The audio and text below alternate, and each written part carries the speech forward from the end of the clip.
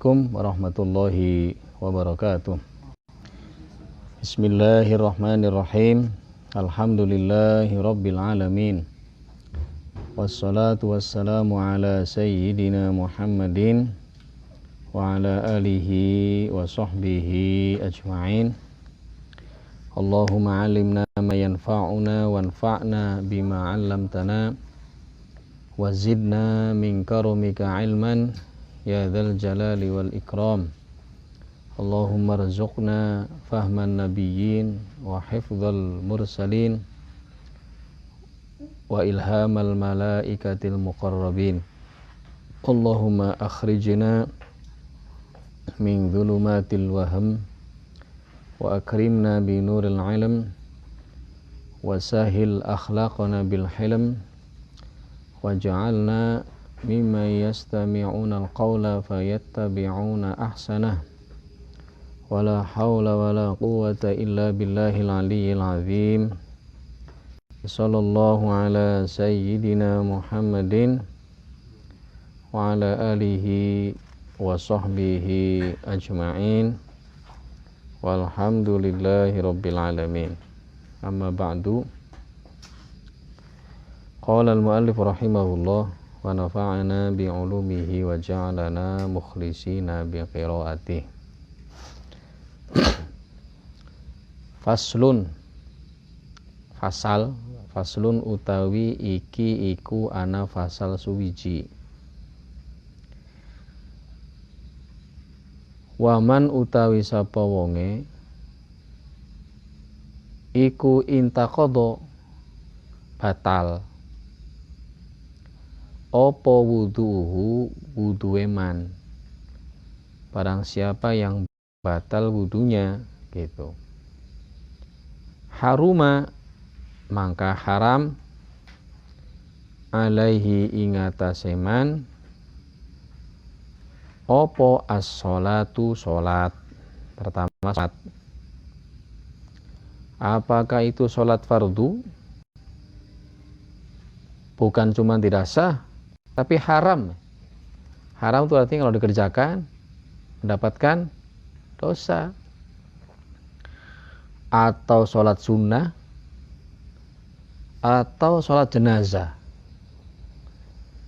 Kalau di syarahnya itu wa mithluha sajdatu tilawah, sujud tilawah itu harus punya wudu. Sujud tilawah itu kalau ada ayat sajadah dalam Al-Quran tuh seperti wasjud waqtarib, sujud sunnah, itu harus punya wudu. Juga termasuk sujud syukur. Sujud syukur itu kalau nggak punya wudu dosa, haram, harus punya wudu. Nah, pemain bola itu kan kalau habis ngegolin ya ada tren sujud kan, nah itu nggak boleh. Pertama dia nggak pakai auratnya masih kebuka, itu kan pakai celana pendek kan. Terus kedua dia punya wudu tidak. Ketiga dia harus menghadap kiblat, karena sujud syukur itu ya sama dengan sholat, syarat rukunnya harus suci dari 2 hadas, tempatnya harus bersih, harus suci. Kemudian nutup aurat, pakai takbiratul ihram kalau dalam mazhab Syafi'i. Kalau mazhab Hanafi nggak perlu. Pakai salam juga. Di sini dalam mazhab Syafi'i sujud syukur termasuk harus punya wudu. Tapi kalau lagi main bola enak juga ya. Habis ngegolin terus mau wudu dulu itu lama. Udah ya nggak bisa. Ya laku lihal jangan dilakukan lah. Mudah-mudahan pemain bolanya mendengar ini. Nggak boleh asal-asalan sembarangan. Wa kullu setiap amalan itu. Wa kullu man ya'malu bi ghairi ilmin a'maluhu mardudatun balu itu kan. Wa kullu man bi ghairi ilmin ya'malu a'maluhu mardudatun la tuqbalu. Setiap orang yang beramal tanpa ilmu, maka amalnya ditolak, tidak diterima. Ya mungkin ya pemain bola atau ada tuh biasanya acara-acara televisi tuh, acara dapat bedah rumah, sujud gitu kan. Sujudnya jangan menghadap rumah, Sujudnya menghadap kiblat, menghadap Allah Subhanahu wa taala. Terus harus pakai takbiratul ihram, harus punya wudu, harus dan seterusnya. Ya, pokoknya syarat-syaratnya kalau nggak punya wudu haram hukumnya. Jadi bukannya ibadah tapi malah haram. Sujud syukur. Jadi sujud syukur sama dengan sholat. Jadi ala kulli hal, orang yang tidak punya wudu atau batal wudunya maka dia haram sholat. Apakah sholat sunnah, lebih-lebih sholat wajib, termasuk sholat jenazah, sujud tilawah dan sujud syukur, itu harus punya wudu.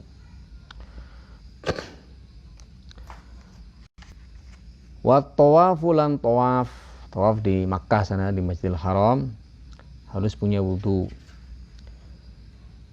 Wa hamlul mushafi lan gawa mushaf nih, hamlu itu gini tuh, mushaf itu Al-Quran dipegang begini, dalam mazhab Syafi'i itu hukumnya haram kalau nggak punya wudu.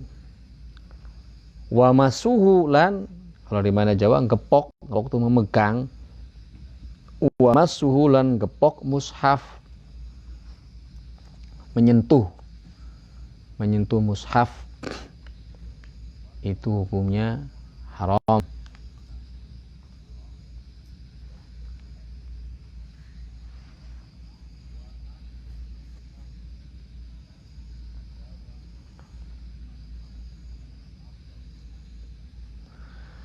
Nah, kemudian illa lisobiyyi, kecuali kadue bocah lanang cilik, sobi anak kecil yang masih belum balik, dengan tujuan lidirosati, untuk atau lihajati ta'lim, karena kebutuhan dirosa belajar.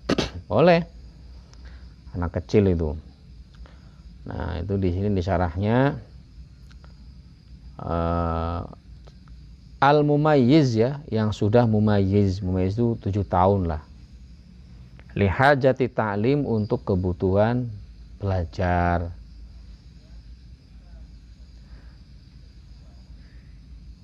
Tapi kalau yang bukan mumayyiz, amma ghairul mumayyiz al-muta'alim fala yajuz. Kayak Sahnun itu anak kecil itu belum mumayyiz, jangan dikasih Quran. Nggak boleh, la yajuz, itu haram. Tapi amma idza kanal mas awil hamal la li ghardin ahar kata baruk fayahrumu kama afada dzalikal ad-damiri. Jadi yang mumayyiz ya yang boleh, kalau yang masih kecil tidak boleh. Kemudian wa alal junubi, kalau di matannya itu sarahnya wa haruma alal junubi, dan haram bagi orang yang junub, ya baik laki-laki atau perempuan junub, opo hadhihi iki, atau gini, bukan opo ya, saya ulangi, wa alal junubilan iku tetap ingatase wong junub, hadhihi utawi iki. Kadang-kadang suka ngelantur saya itu makna Jawanya itu, mohon maaf aja masih ada lupa. Hadhihi utawi iki gimana ya, ini semua, dari mulai sholat, tawaf, membawa Al-Quran, menyentuh Al-Quran, dan ditambahi wa qiraatul Qur'ani, lan maca Al-Qur'an. Di wa'al junubi hadhihi, ulangi ya, wa'al junub khabar muqaddam mubtada muakhar. Wa qiraatul Qur'an, lan maca Al-Qur'an, orang junub tidak boleh. Wa qiraatul Qur'an mimma lam tunsakh tilawatuhu, ayat yang belum dimansuh, bil lisan la bil qalbi. Kalau dengan hati boleh, hatinya baca Quran boleh.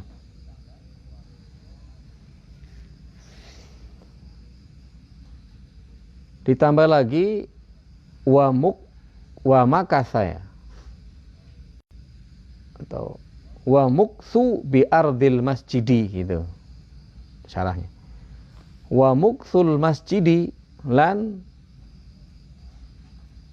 meneng atau manggon ing dalam masjid itu tidak boleh walau lahdhatan, walaupun cuma sebentar.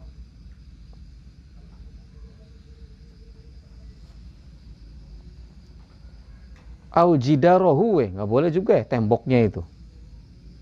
Au mawatahu, mawat itu ya tanah yang masjid yang nggak kepake, misalnya bagian depannya itu syaratnya tadi wakafnya untuk masjid misalnya.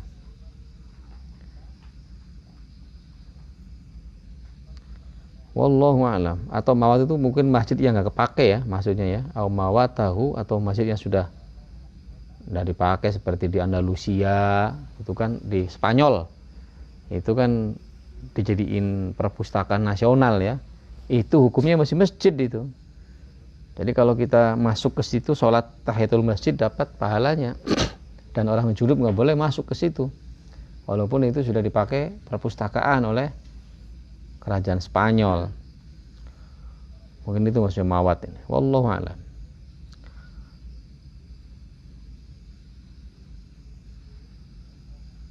Wa 'alal haidi lan iku tetep ingatase wong wadon kang haid, wan nufasa ilan piro-piro wong wadon kang nifas, hadhihi utawi iki nih tadi ditambahi tadi sholat, tawaf, membawa Al-Qur'an, menyentuh Al-Qur'an, kemudian membaca Al-Qur'an, tinggal di dalam masjid, ditambah wasaumu lan puasa. Berarti kalau orang junub boleh ya puasa ya, tapi kalau orang haid nggak boleh. Wasaumu lan puasa qoblal inqita'i ing dalam sedurunge terputusnya darah, sebelum darahnya bersih. Tapi di sini ada permasalahan nih. Saya suka ada orang yang tanya kaitannya dengan orang haid. Ada yang mengatakan kalau orang haid itu boleh masuk masjid seperti ikut pengajian masjid taklim katanya. Karena alasannya kalau dulu belum ada maaf misalnya seperti pembalut lah, teknologinya belum canggih misalnya, makanya nggak boleh. Kalau sekarang sudah ada maka aman, tidak bakal mengotori masjid, maka hukumnya boleh. Bukan, masalahnya bukan masalah mengotori masjid, masalahnya dia sedang junub. Nah, itu kan. Tapi kalau cuman lewat doang sih boleh, lewat doang. Wal mururu fil masjid itu ada, lewat doang. Misalnya rumahnya di sini, ini masjid, di sini rumahnya lagi. Kalau lewat muter jauh, kalau ini jauh, nah kalau lewat doang boleh sekali. Kalau bolak-balik tetap aja nggak boleh. Itu in khofat talwithahu, nggak boleh kalau lewat. Tapi kalau junub, kalau tinggal, haid, i'tikaf, ikut pengajian di masjid gitu, perempuan haram hukumnya. Walaupun pakai pembalut yang mahal, terus darahnya nggak mau turun masjid, tetap haram. Kata Ibnu Daqiqil Aid, karena alasannya di sini kata beliau, qultu lil haditsil mutaqaddim. Karena ada hadis yang sudah lewat. Apa hadisnya itu? Kalau nggak salah ini nih. Hadisnya ini riwayat Imam Muslim ya, dari Aisyah radhiyallahu anha.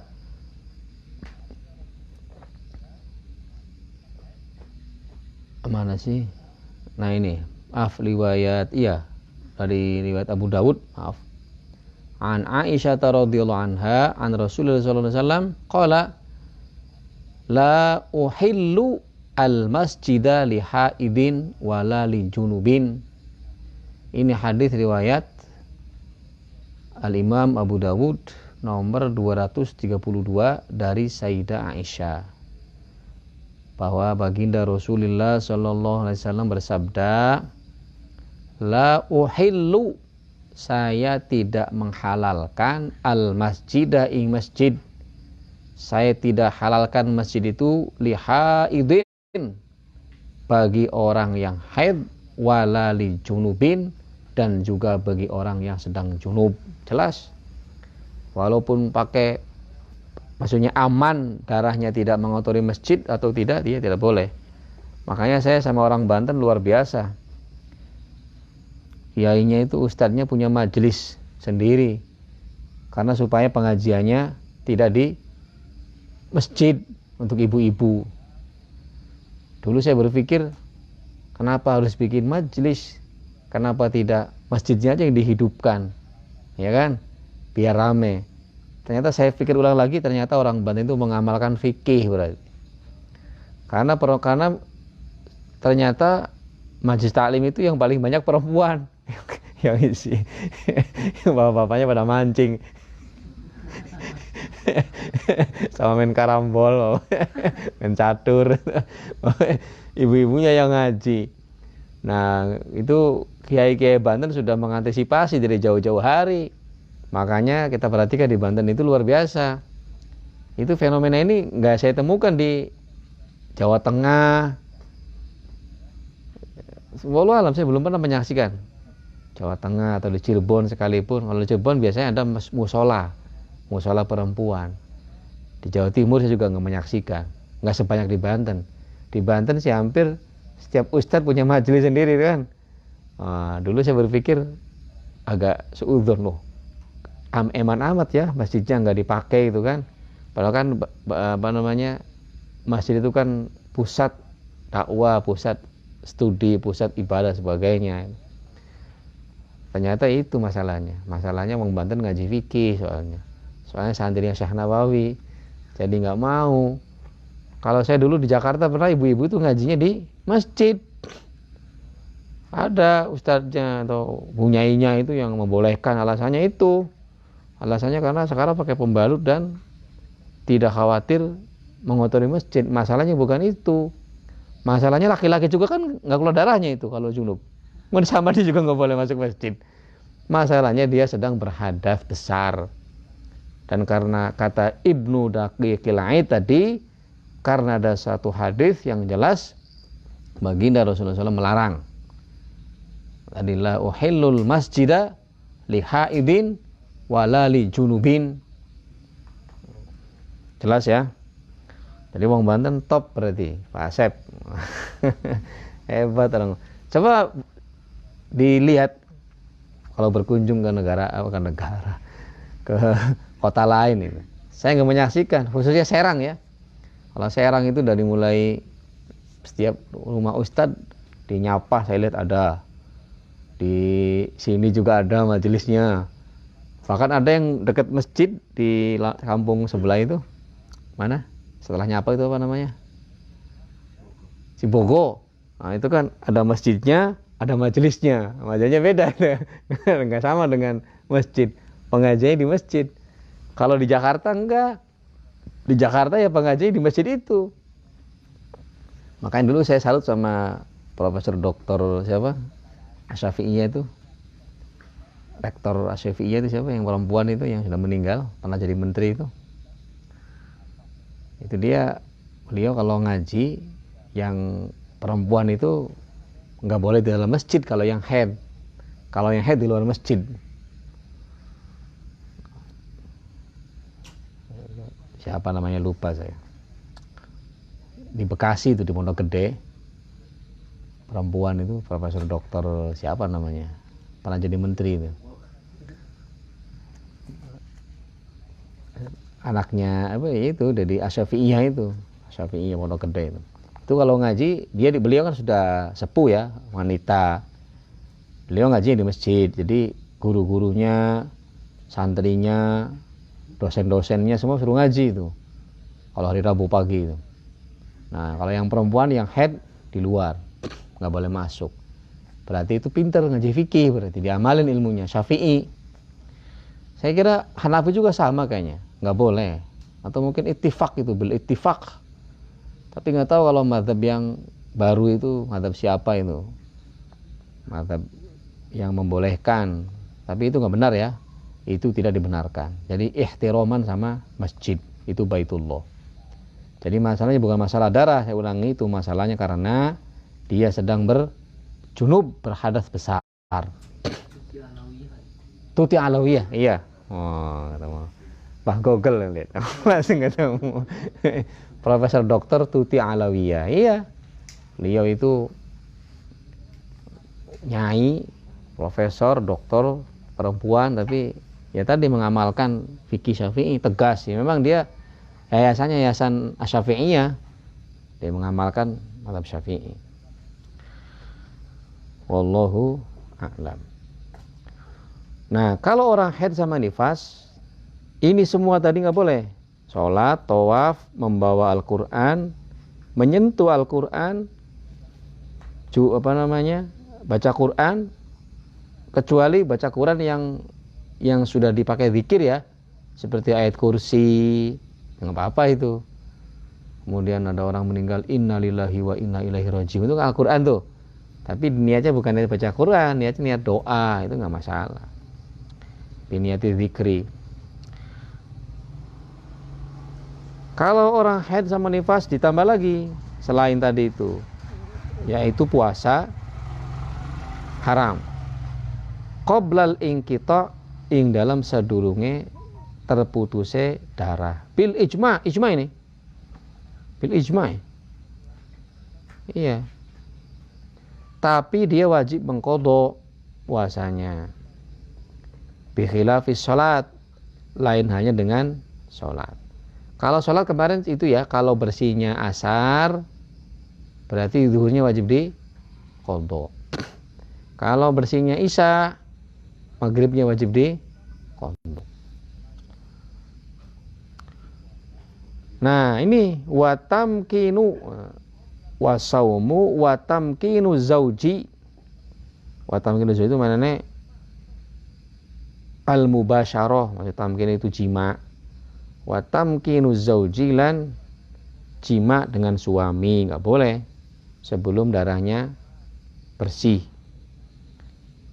Atau wasayyidi, atau sayyid itu budak ya, itu tuannya, nggak boleh juga sama. Minal istimta'i saking, kalau Kiai Jawa ngalap seneng ya, kalau bahasa kerennya apa itu, making love. Wah, keren. Ustaz tahu aja ini katanya. Ustaz Irfan uning ya, uning istimta paham. Istimta.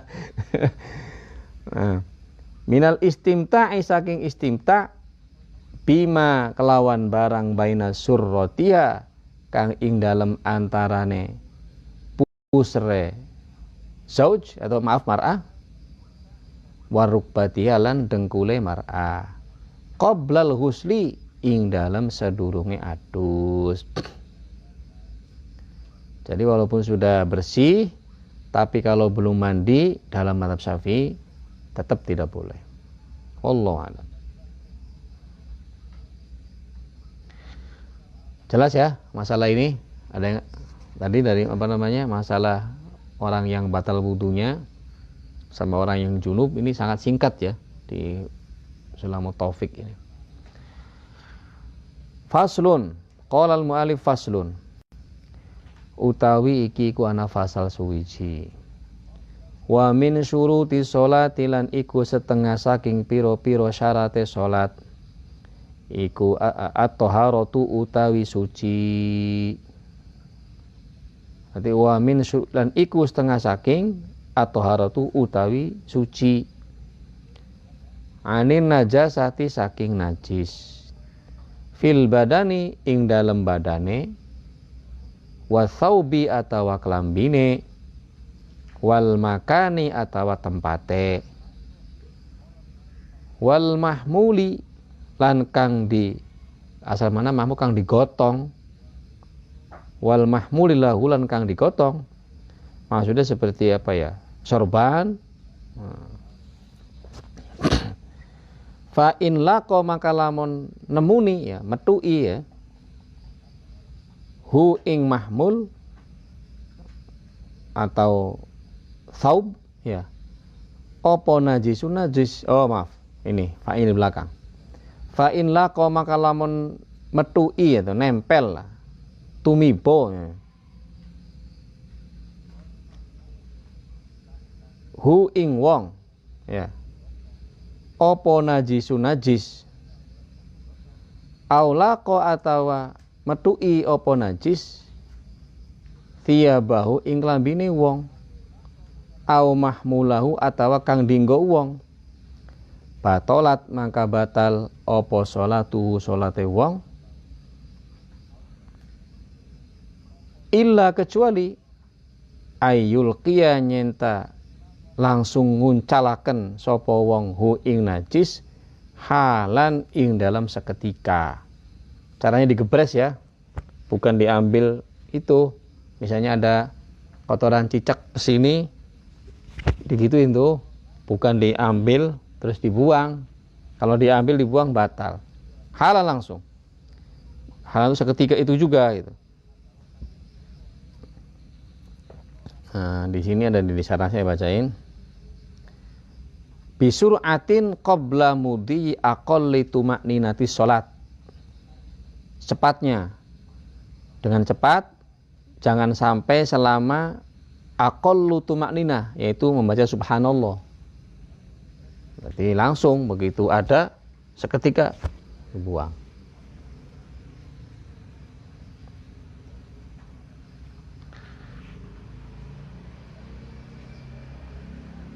Nah, di sini biqal ithobin min ghairi qabdin. Nah, itu.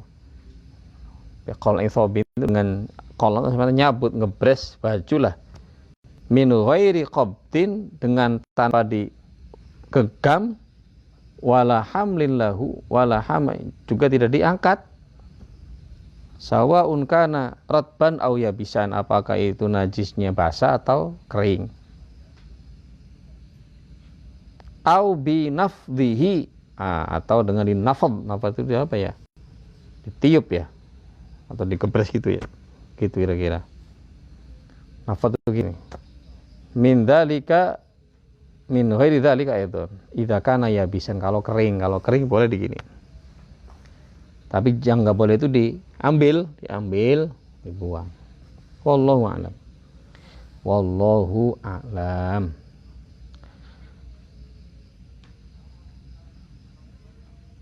Au atawa yakunu ana opo najis anaiku makfuwan kang dimakfu anu saking najis kadami jurhihi kadami jurhatin kaya getihe luka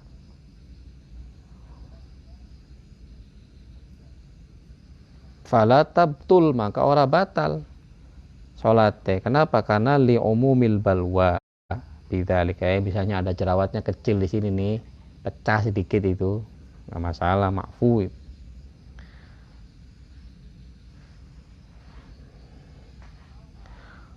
Wa yajibulan wajib opo izalatu najisin, ngilangaken najis.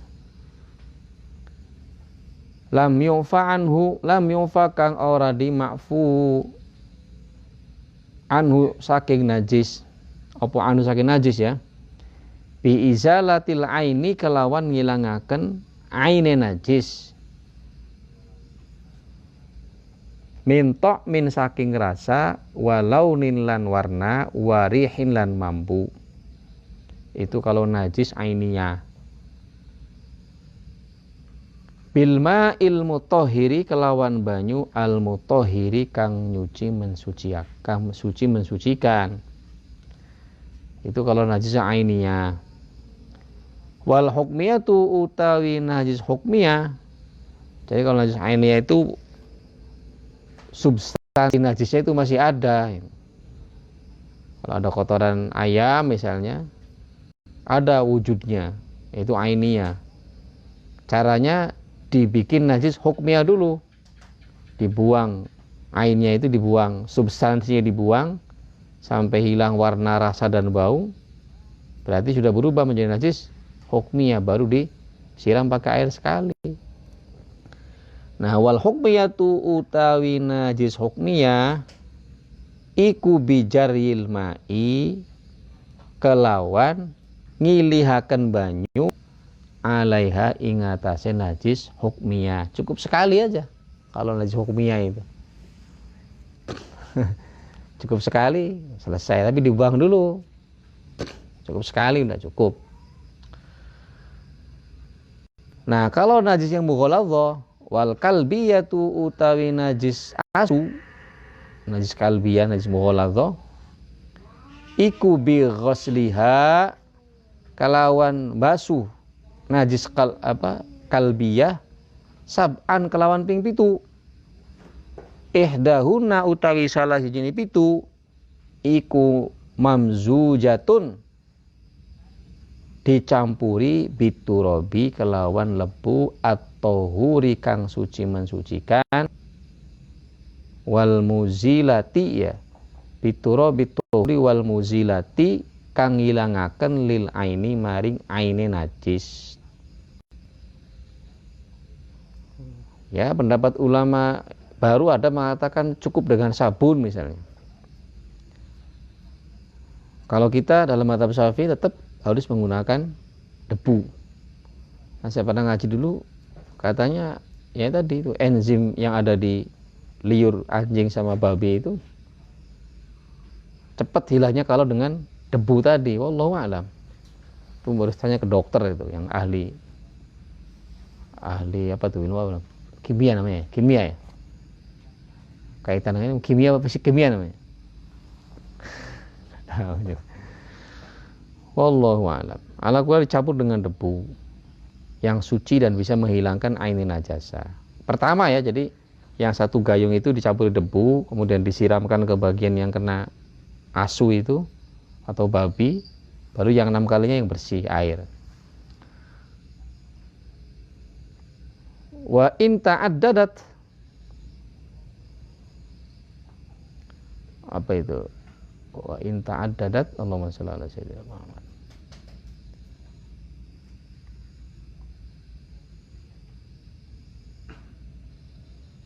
Ya.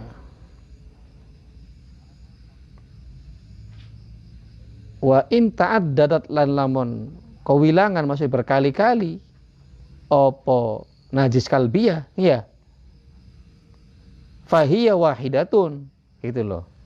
Fahiya mangka utawi kalbiyah iku wahidatun siji.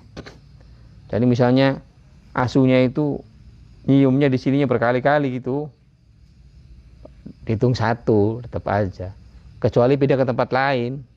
Wallahu a'lam. Wallahu a'lam.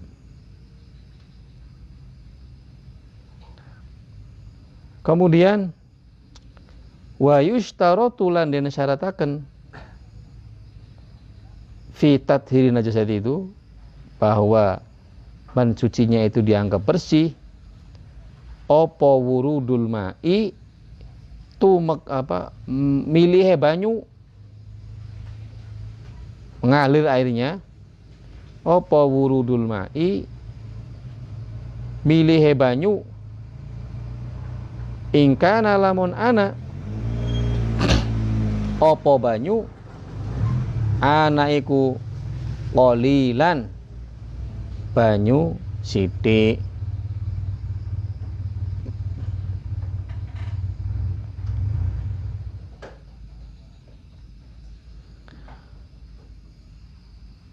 Faslun utawi iki ku ana fasal suwiji. Wa min syurutis sholati lan iku setengah saking piro-piro syarate salat istiqbalul qiblati utawi madhep kiblat. Bahkan ketika takbiratul ihram pun harus sudah menghadap kiblat ya. Syarat takbiratul ihram itu sudah menghadap kiblat. Allahu akbar. Wa dukhulul waqti lan manjinge waktu. Kalau belum masuk waktu tidak sah sholatnya. Wal islamu lan Islam juga harus Islam.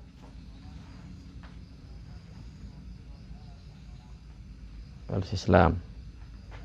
Orang kafir tidak sah sholatnya, ataupun disolati juga tidak boleh. Ada satu cerita katanya ada orang yang non muslim itu minta disolati sama kiai gitu kan.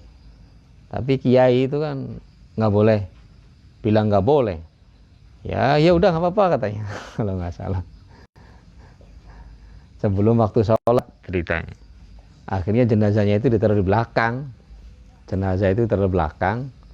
Terus kayaknya sholat sama santrinya, sholat asar kalau nggak salah, sholat maghrib atau sholat asar kalau nggak salah, zuhur lah. Jadi jenazahnya taruh di belakang, kayaknya sholat. Rupanya orang non muslimnya tadi tahu gitu. Sholat jenazah kan biasanya jenazah di depan, kok jenazahnya di belakang Pak Kiai katanya. Ya dia kan belum bisa syahadat katanya. Jadi di belakang. Kalau bisa syahadat baru di depan gitu. Jawabannya. Jadi harus pintar menjawab. Kalau kiai nggak boleh. Kalau kiai pesantren begitu caranya, problem solvingnya itu. Kalau bukan orang pesantren mungkin nggak boleh nih, orang kafir nggak boleh sholatin, kan menyinggung perasaan gitu. Paham nggak ceritanya? Jadi ada orang non muslim meninggal, keluarganya itu pengen disolati jenazahnya ini. Datang ke kiai, kiainya belum sholat jamaah. Kalau nggak sholat itu sholat asar kalau nggak salah. Ceritanya itu. Kiainya kan tahu nih orang non muslim di sholat jenazah kan nggak boleh, tapi dia nggak bilang nggak boleh. Ya udah sini, bawa ke sini. Tapi ditaruh di belakang taruhnya itu. Terus kiainya sholat sama santri, sholat asar jamaah bareng.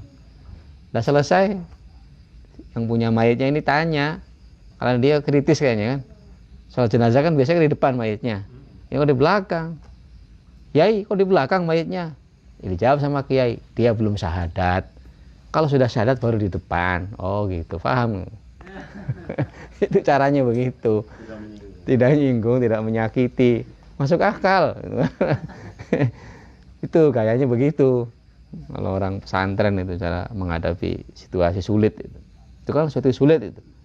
Sulit sekali. Jadi harus cerdas. Istiqbal qiblah wa dukhulul waqti wal Islam, orang Islam. Kalau orang kafir tidak sah salatnya. Wa tamyizulan tamyiz. Tamyiz itu juga sah salatnya. Tamyiz. Tamyiz itu ya udah ngerti mana baik mana yang buruk. Wa tamyiz mana tadi ada penjelasan. Nah, di sini wa huwa ay yusirat tiflu bihaitsu ya'kulu wahdahu wa yastanji wahdahu. Sekiranya anak itu sudah bisa makan sendiri, sudah bisa mandi sendiri, dan sudah bisa bersuci sendiri, itu namanya tamyiz. Itu sah sholatnya walaupun belum wajib kalau dia belum baligh. Kemudian wal ilmu lan ngaweruhi bi fardiyatiha, kelawan kefarduane salat. Penting ini. Dia harus tahu kalau salat yang dia lakukan itu fardu hukumnya, atau dia tahu mana yang fardu, mana yang bukan fardu, rukun maksudnya.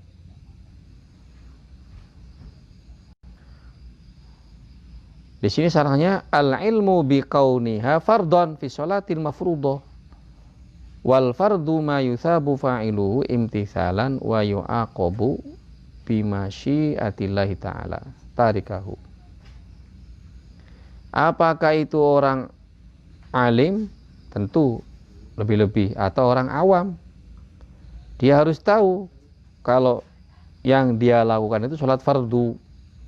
Artinya kalau ditinggalkan mendapatkan dosa gitu.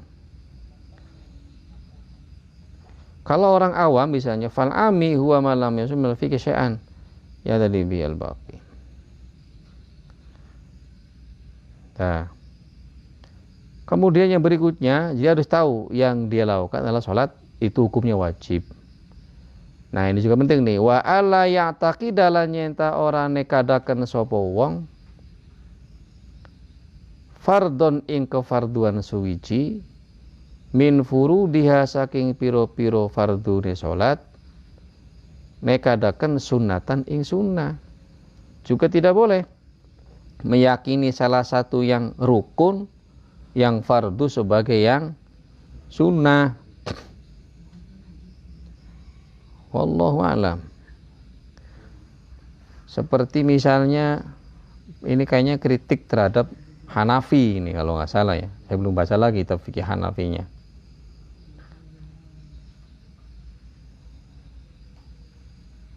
Seperti konteksnya Al-Fatihah. Nah, membaca Al-Fatihah itu dalam mazhab Syafi'i rukun, Fatihah itu fardu. Kalau dalam mazhab Hanafi Fatihah itu wajib. Wajib itu kalau dalam mazhab Hanafi di bawah fardu, di atas sunnah. Artinya tanpa membaca Fatihah dalam mazhab Hanafi sah sholatnya, tapi ma'an naqs, berkurang pahalanya, belum sempurna tapi sah. Wajib hukumnya, sama seperti sholat witir dalam mazhab Hanafi hukumnya wajib, tapi bukan fardu. Artinya di atas sunnah, di bawah fardu lah, kurang lebih begitu. Kalau ditinggalkan dia tidak berdosa, tapi berhak mendapatkan sindiran. Artinya dia orang tidak adil, bukan adil. Artinya tidak kuat agamanya berarti. Jangankan meninggalkan witir, membiasakan membaca tasbih 1 kali aja itu dalam bukunya Syekh Nawawi itu di Hasyiyah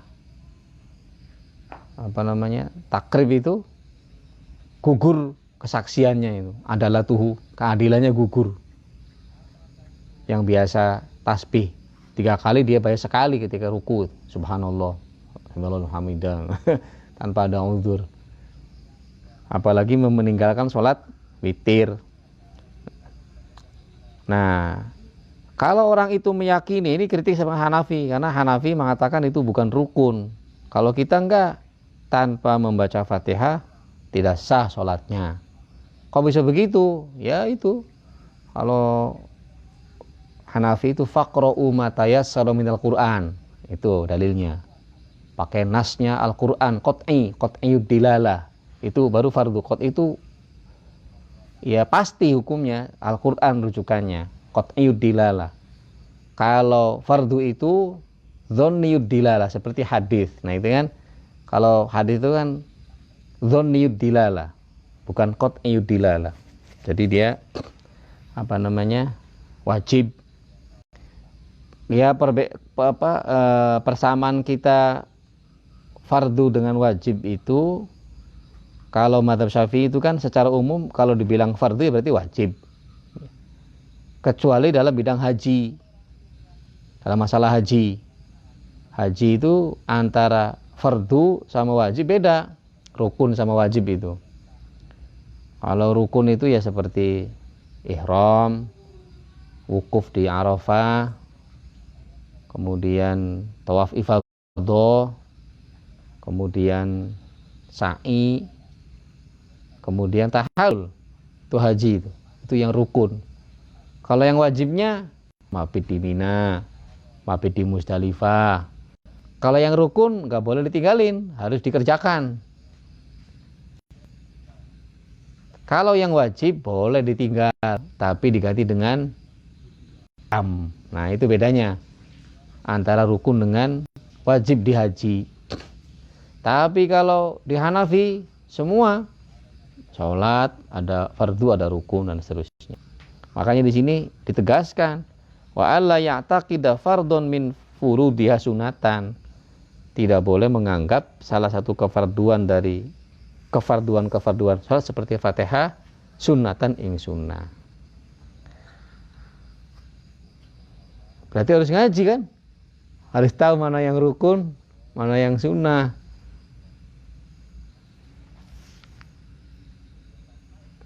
Wallahu a'lam. Di sini wa in kana amiyan falau i'taqadal ami awil alim alal aujuh anna jami'a af'ali fardun soha. Nah, sekarang begini. Kalau ada orang awam dia berpikiran kalau semua amalia sholat itu hukumnya fardu. Dia nggak tahu mana yang sunnah, mana yang abad, mana yang hay'ah. Dia anggap itu fardu. Di syarahnya sah sholatnya. Sah sholatnya. Tapi kalau dia berpikiran itu sunnah semuanya, maka tidak sah. Awil ba'du fardun wal ba'du naflun. Atau dia beranggapan sebagian amalia salat itu wajib, sebagian itu sunnah, maka sah juga salatnya. Malam yaqsid bi fardin muayyan, selagi dia tidak menentukan mana kefarduan tertentu itu. Seperti dia menganggap misalnya takbiratul ihram takbiratul intiqal itu fardu, berarti taksis, takyin. Nggak sah, masih mending kalau dia nggak ngaji, sholat ini ada yang rukun, setengahnya sunnah ya, sah sholatnya. Atau mending semuanya rukun, semuanya fardu, sah sholatnya. Kalau bilang semuanya sunnah berarti nggak sah sholatnya. Wallahu a'lam. Ini di syarahnya nih, saya baca di syarahnya ya. Ala kuliah ya, intinya harus ngaji lah. Safina mah harus khatam sedikit sebentar loh. Safina berapa minggu bisa Safina bin? Setahun. Safina mah ngerti itu kan. Safina. Karena dalam sholat itu caranya takbiratul ihram aja itu ada berapa? 16 ya. 16 takbiratul ihram. Itu udah 16 syaratnya itu supaya sah. Nah kalau yang nggak pernah ngaji kan nggak tahu takbiratul ihram syaratnya itu.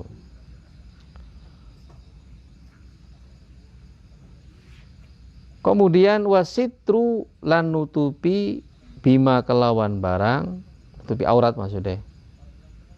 Yasturu kang nutupi sapa wong bi kelawan ma launal basyarati ing warnane kulit ya. Kalau misalnya pakai bajunya merayang sampai kelihatan warna kulitnya ya namanya bukan menutupi aurat.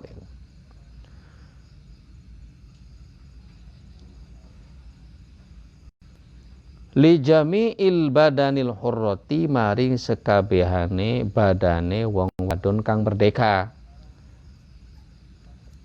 Illal wajha kecuali wajah wal kaffaini lan telapak tangan loro zahiron wa batinan. Berarti ini sama ini.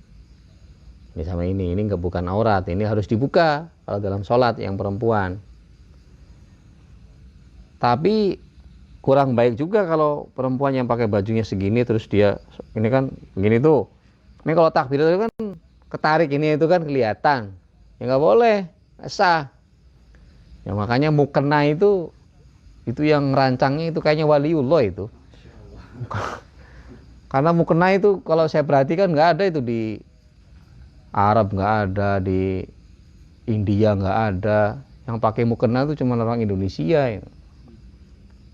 Mukena itu kan ujungnya panjang ini kan, terus di sininya ada talinya. Ya kalau belum punya istri mah nggak tahu. Belum punya. Lihat mukena ibunya pernah nggak lihat nah, itu ada talinya di sini. Tujuannya apa? Tujuannya kalau seperti takbir begini nggak ketarik ininya itu. Kalau misalnya begini kan, saya pernah suka lihat tuh mahasiswi itu sholat di Atsauro itu nggak pakai mukena. Ya nggak apa-apa sih, pakai baju gamis panjang, jadwalnya mah sesuai kan. Orang nggak ngaji kan, saya perhatiin sholat ini, Allah, padahal kelihatan ini itu, kan? Batal sholatnya nong, orang oleh kelihatan. Makanya gue mukena bebas, bawa mukena atau pakai karet itu kan artinya. Yang ada yang karet itu ya ada itu ya, nah, itu lebih aman pakai mukena. Tapi memang mukena itu luar biasa, saya punya pengalaman unik soal mukena itu waktu jadi apa namanya kalau masalah Sayyidina Muhammad penerjemah. Iya, jadi penerjemah orang Jazair itu di Mangga 2 itu sholat di musola. Kan orang yang sholat itu kan karyawan itu kan pada pakai rok mini semua itu. Ya saya sih nggak ngelihat, kelihatan. kelihatan lah, orang banyak gimana masa mau gini mau gini aja itu. Mau disangkanya orang sufi nanti pada minta doa nanti. Enggak, itu ya biasa aja di masjid itu banyak ya, kadang-kadang pakai baju you can see itu kan biasa kalau di Jakarta begitu, tapi pada sholat itu orang Arab itu hebat Indonesia katanya. Pada sholat, karena di negara saya kalau orang udah jangan pakai baju begini katanya, sudah lepas jilbab itu sudah jarang yang sholat perempuan. Berarti kan beda sudut pandangnya kan. Tapi kalau sudut pandangnya orang nyinyir yang nggak suka sih, ngapain sholat bajunya kayak gitu, ya kan? Oh, sudut pandangannya masalahnya. Makanya kita kadang-kadang harus arif menilai suatu perkara. Kata saya rahasianya tahu nggak, Pak? Rahasianya mukena, saya bilang. Apa itu mukena? Ya itu, kalau di Arab itu masjid nggak ada mukena itu. Coba kamu karena di Masjidil Haram ada nggak mukena, mau ngaji? Nggak ada. Apalagi masih pinggir jalan itu. Lah sehingga kalau orang dalam perjalanan perempuan yang pakai baju mau sholat nggak ada alatnya. Paham? Masa dia mau beli karung terus puter-puter pakai karung sholat kan nggak enak juga kan. Kalau di Indonesia tahu ada mukena, kamu pergi ke satu pelosok desa ada musola, ada mukenanya di situ. Ada nggak di Longsir? Ada kan? Nggak ada. Besok beli berarti. Ya secara umum lah, secara umum itu biasanya ada. Kalau di masjid-masjid yang besar, lopang ada ya mengaji ya? Ada. Jadi orang yang nggak pakai jilbab, yang nggak pakai baju atau pakai baju you can see itu tahu bisa sholat itu loh. Tahu, pasti ada mukena. Itu mukena itu. Ada sarung, ada mukena itu. Itu jadi mukena itu sudah bagus. Jadi ya mahasiswi itu ya kalau misalnya nggak pakai mukena ya ininya dipanjangin atau pakai karet supaya kelihatan ketika takbir. Jadi seluruh anggota, terus muka juga kan sama ini. Ardhon itu ya baina tempatnya rambut ini, kemudian rambut sampai zakon. Itu kalau yang vertikal, yang horizontal baina syahmati udhunain. Berarti ya dagu ini berarti masuk aurat. Jadi kalau sholat ya kalau mau ke pasar sih mungkin nggak apa-apa, mau ke mall itu ke sini gitu ya. Kalau mau sholat ya ditarik ke sini. Makanya kan suka ada karetnya di sini tuh kan. Nah itu biasa supaya nggak kelihatan wajahnya, karena ini bagian daripada aurat yang harus ditutupi.